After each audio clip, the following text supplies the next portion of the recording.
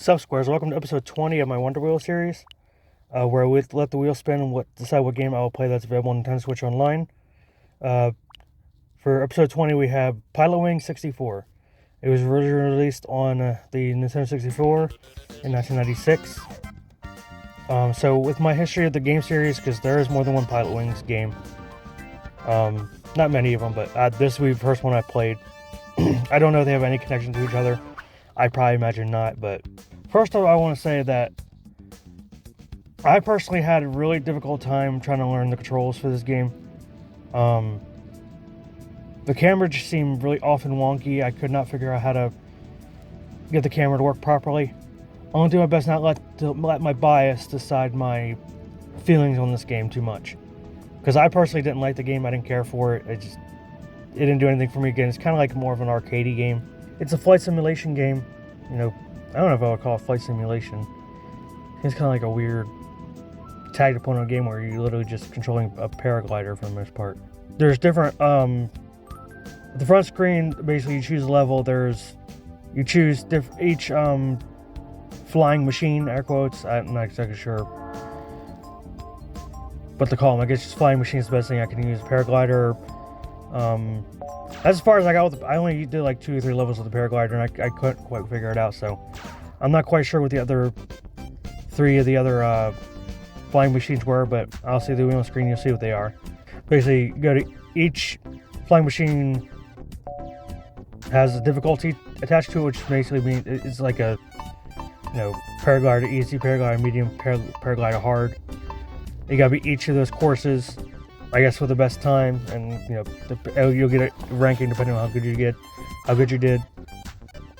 Each course has a specific, different objectives for you to do. Like, for example, the very first level, paraglider easy.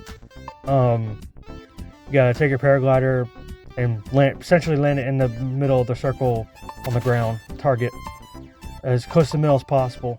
You'll get scored on how you landed, how well you landed. Did you do the objective it asked you to do before you landed, like pop the balloon and then go land?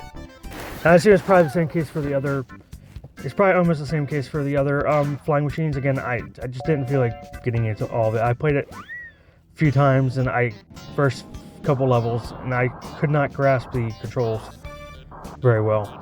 So you get to choose when you choose a flying machine, then you get to choose basically what character you want to play as. I think there's 6 different characters to choose from, I believe.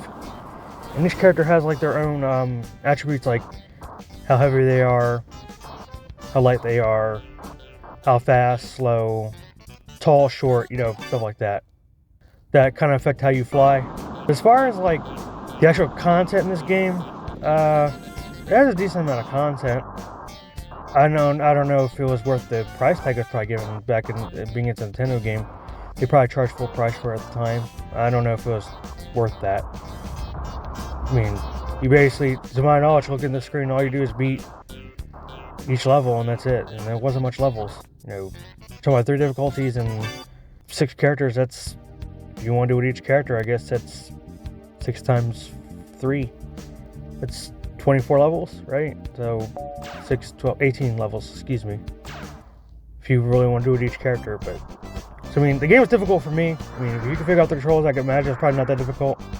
So, I personally had no gripes with the game. Again, I couldn't figure out the controls. I looked online everywhere, said, people were saying this is a great game, 8 out of 10, but, I couldn't figure out the controls, so I'm guessing it was just me. So, if everywhere else is saying it's a pretty decent game, I'll take their word for it. I can't speak for myself. As far as a verdict, I'll give it a 7 out of 10.